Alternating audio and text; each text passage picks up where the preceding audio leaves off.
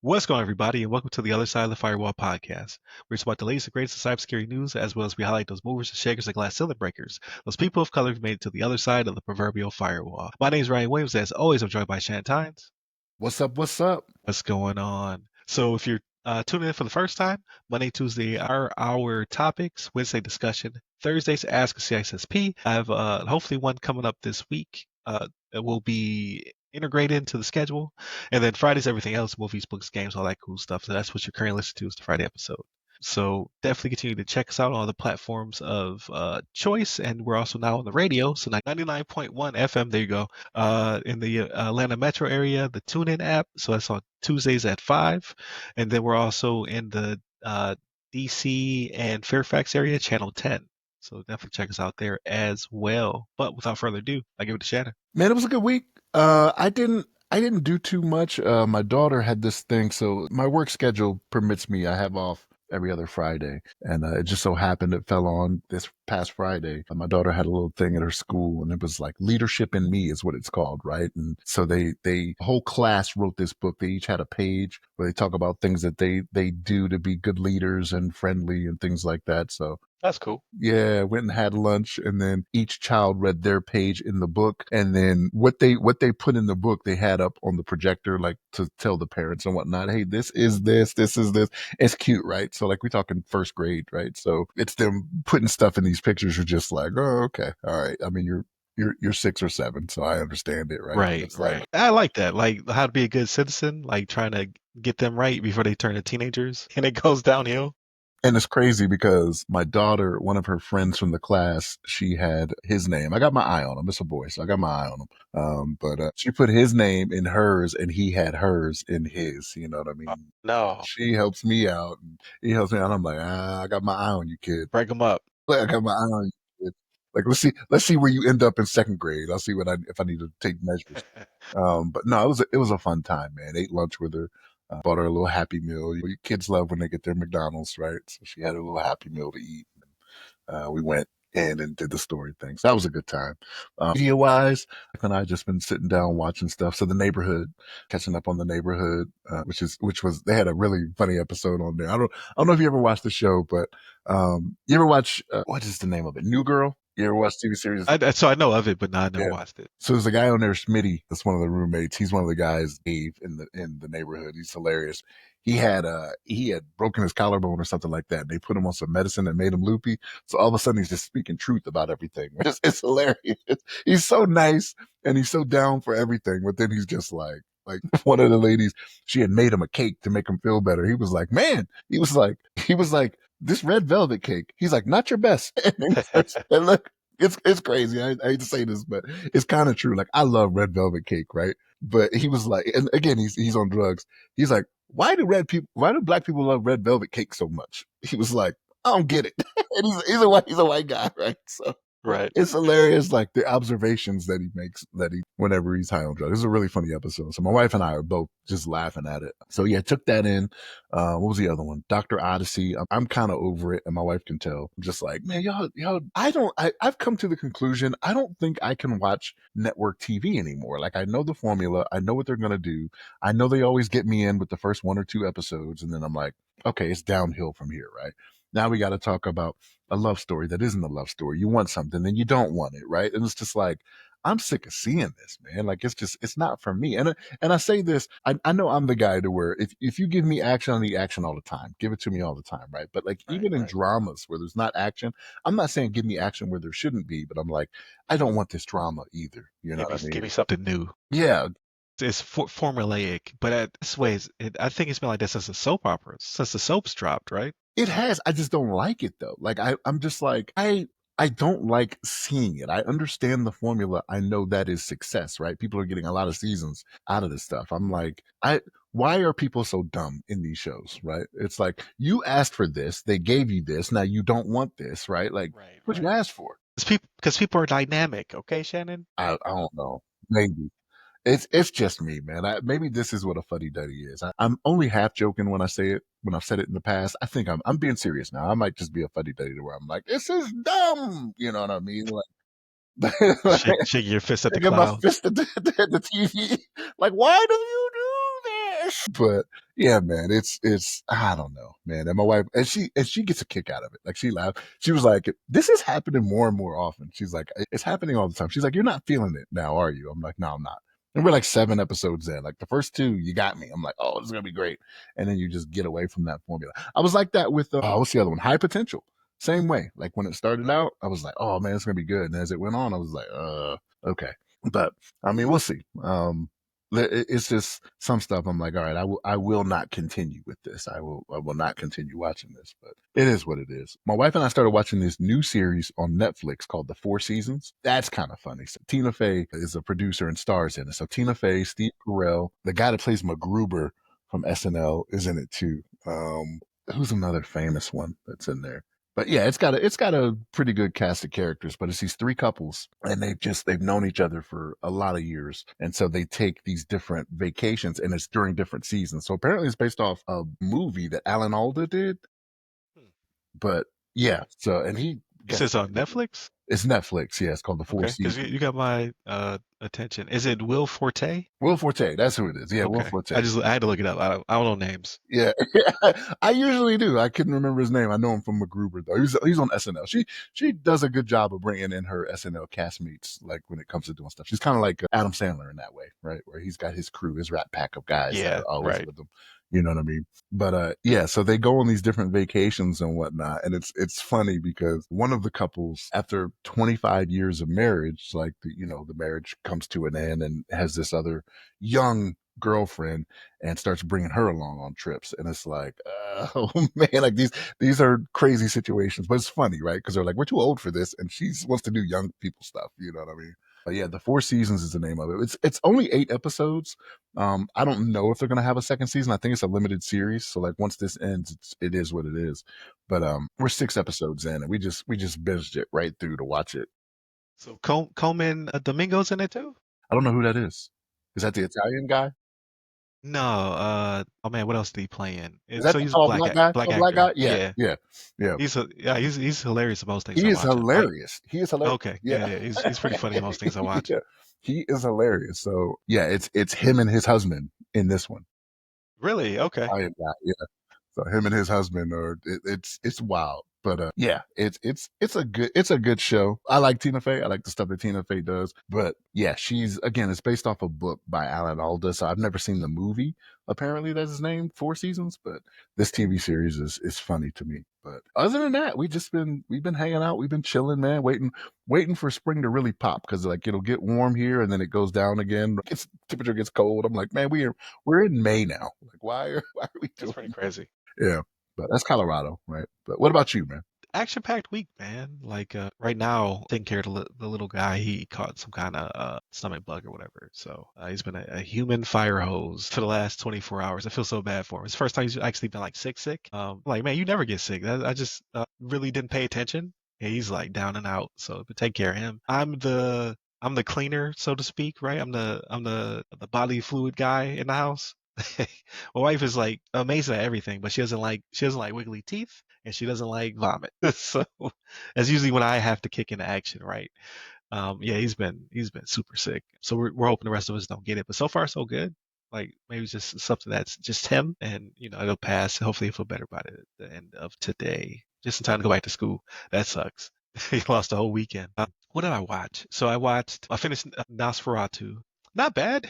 Like I thought it was pretty interesting. Like I like what's his face? What's the actor that's in it? He's always playing a great character. He played a Green Goblin in Spider-Man. Willem Dafoe.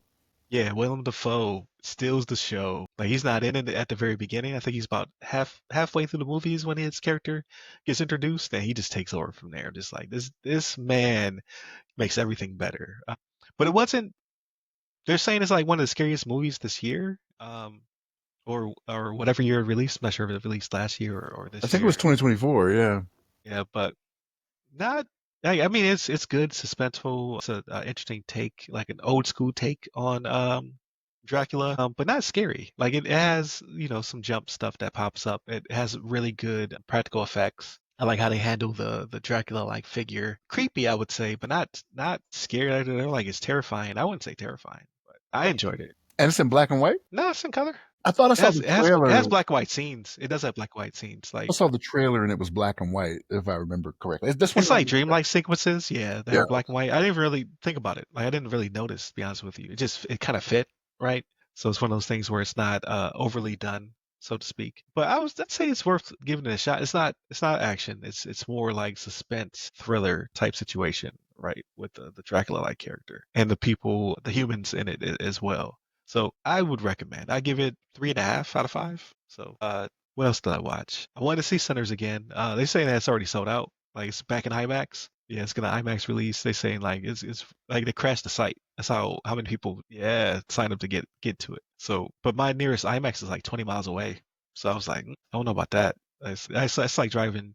It's almost like driving to Tampa and back um, to get to it. So not sure, but definitely when it comes home, I'm definitely getting it. I'm definitely gonna watch it again. What's the production company? Which because that'll determine Um, which streaming site it'll be on. Paramount, it's Warner. WB. It's the That's HBO then, right? That's Max. Yeah, it should be Warner Max. Brothers. Yeah.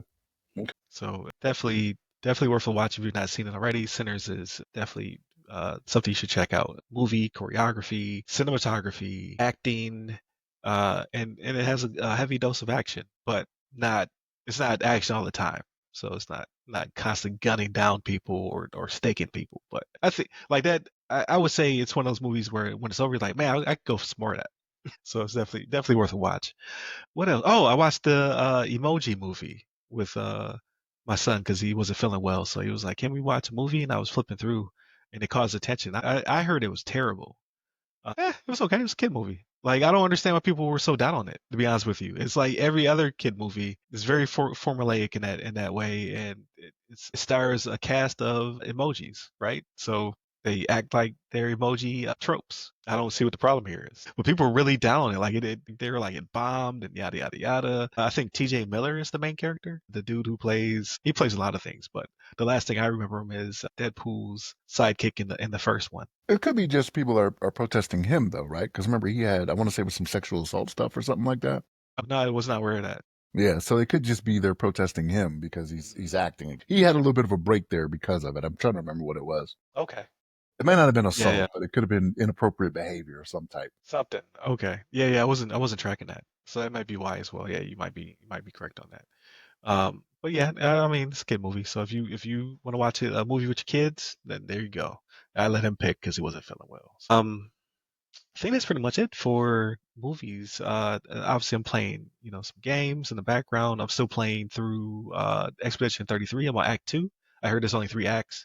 It's a fairly short game, but it's fun. Like this could be game of the year from an indie studio. If only 33 devs at a French studio, which uh, like outside of like Ubisoft or Ubisoft, how you want to pronounce it, and a few others, there aren't a lot of French studios. This one is very French, like very Parisian with its architecture and story and things of that nature.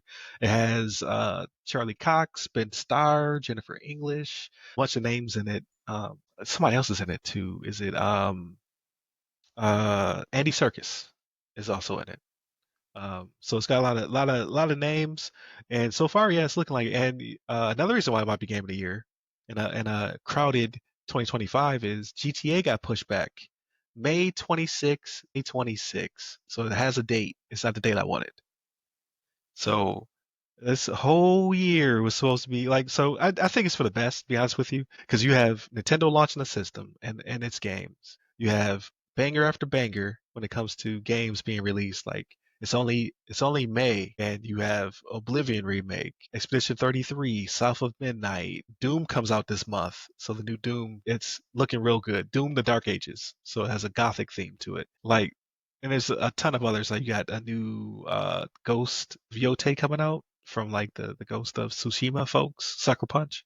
So that game's coming out. It's another one coming out. I can't remember what it was, but like it's a very crowded year, and everybody was kind of trying to get out of the way of GTA because they were like GTA's coming out in the fall, so you have your obviously your Call of Duties, your Maddens, and now GTA 13 years in the or what's supposed to be 12 years in the making, but now it's going to be 13 years in the making. Usually people get out of the way, so now they don't have to. So now they can feel like because that whole fall was empty, and people have been releasing early and then not giving dates, so now I can start filling in dates. So So do you think it was a sign of maybe they didn't like the product that was about to drop in November? Because they said fall. They didn't actually say November. yeah, they just said well. So they've I didn't know they've done it with every GTA since three. Every single one has been like, hey, we're going to release this year, and they've all been pushed and given a date. So it's kind of their formula. So people should have So anticipated this. Then. That's what you're telling me. should have, but it's been so long. Like GTA's like so a PS2, we got three Grand Theft Autos, and then after that, we got one Grand Theft Auto for three generations. So GTA 5 came out on the PS3 originally. It was re-released on well that generation. So PS3, 360, and then it was released again, and I bought it again. PS4, Xbox One. Then it was released again. So it's still in the top 20. I think it slipped to number 11, but it's been on the top 10, if not top five, for a decade. They've made billions and billions and billions of dollars. They're saying that this game is probably will cost $1 billion. It'll be the most expensive video game ever made, maybe the most expensive media product of all time. But it's also the highest grossing media product of all time. So, and then typically when you put in whatever you put in development, you have to put into marketing. I don't know if they're going to need to though, because Grand Theft Auto is a household name, so I don't know if they're going to have to put $1 billion into marketing. Probably not. But if they were a typical product, it would be a $2 billion product at that point. But again, Grand Theft Auto 5 has made billions upon billions of dollars, the highest grossing media product ever. So it's worth the wait. Like whatever they're tweaking, I'm down for it. Right? Like don't release like you can't make me wait 13 years in this case and give me a busted product. Yeah, you don't want subpar at that point after waiting so Yeah. long. So if you wanted like if it wasn't not perfection, then fine. Or close to perfection, right? Nothing's ever perfect. It's gonna release and there's gonna be some issues, right? It's just how games are nowadays. There'll be a day one patch. But whatever, like I don't know. Like I've heard rumors as like it's gonna have like 3-on-3 basketball in it. Like it's like NBA 2K level basketball. Like how much details going into this game. Like who's to say that actually happens? But I could see with a game that large and so many complex systems underneath the hood, like maybe it needs another 6 months. That's fine. You can take it. You maybe wait this long. At this rate, the next GTA, like so, if six comes out 2026, the next one seven might never exist, right? Like this could be the last Grand Theft Auto and just make it a platform as a service. Or if it took 13 years to make this one, it might take 20 to make the next one. Who's to say? And at that point, my thumbs won't be working as well as they work now. Quantum computing video games. That's what it'll be then. Man, it'd be a real simulated world, right? So that's all my media products, and then the last thing being the manuscript is done. So the guide, the other side of the firewall guide that I wrote based upon our interviews on Ask a CISSP has been complete. The cover is done. I've shared it with a small group of people, and the people who are in the book now have the draft just to make sure everything's accurate as we discussed on the podcast. So yeah, I'm ready to launch. So I'm working on the back end. So if you go to ramcyber.io, you will see the book cover. That's the first cover. I just gotta edit to that, so I gotta update it. So you may be seeing or may not be seeing the newest cover. But I'm ready to put in into all the systems and get this thing out. I'm going to self-publish and I want to get it on your platform of choice, right? You want to buy it in the store, I want to make sure it's there. You want to buy it online, I want to make sure it's there. So I'm going through all the back end stuff to make sure, however you want to get this thing, you can be able to buy it. So I'm hoping the audience comes through and picks it up. So far, I've been getting really good reception from it, but um, it's my first book, so we'll see how that goes. But and then what else? The Nielsen numbers came in. So if you listen to this on the radio, we found out that we are bringing in what was the number? Can't Wasn't it? remember now. It was like 2,000, 5,000. Hold on, I don't know if I can This bring is it up. bad for radio. I know. Scrolling. I know I shared it in the chat. Where is Yeah. it at? Oh, here it is. So per week on the radio, 15,883 is the average. On the TuneIn app, 3,123. And then of course, so far in downloads, 5,500. So that's about 400 downloads, 400, 500 downloads a week. Audience way bigger than I expected. So you never get the numbers, so you never really know. And everybody's pretty quiet. Some need y'all to be a little bit louder and leave ratings and things of that nature, so we know you're out there. But we're reaching some people. So I am extremely ecstatic. Please share this with your friends. Thank you so much to my co-host, both past and present. Obviously, Shannon, who I think's only missed like a handful of episodes. And then you also have Chris, who's on vacation, by the way, Daniel, and Levon, man. Like, you guys made this possible. Like, I had this weird idea 4.5 years ago, and you guys were like, yeah, I'll jump on. And yeah, now we're reaching a ton of people. Like, I thought it was going to be a couple thousand at most. So I'm just like, wow. And that's our first numbers, right? So hopefully we grow from there. That's just the fall/winter calculations. So we'll see um, how it goes from there. And that's just one metropolitan area. So we have the opportunity to go to Colorado, to California, to New York, and I forget there's another demographic that we can also branch into. So I was waiting on the numbers before I said cool, because it was like 5 people. I'd be like, man, we'll stay here. So hopefully, when we hit those radio markets as well over the next couple of years, we just continue to grow. So thank you for all those who are listening. Greatly appreciate it. So that's pretty much it for me. I definitely continue to hit up all the websites that go by our name, the other side of the firewall, the other side FW, or ask a CISSP. Hit me up personally. I'm at RYRY Security Guy. That's RYRY Security Guy. You can find me pretty much everywhere, but LinkedIn is where I'm most active. I hit up all the websites that go by our name, and then hit up the actual website, ramcyber.io, to get to all of our content. Stay safe, stay secure.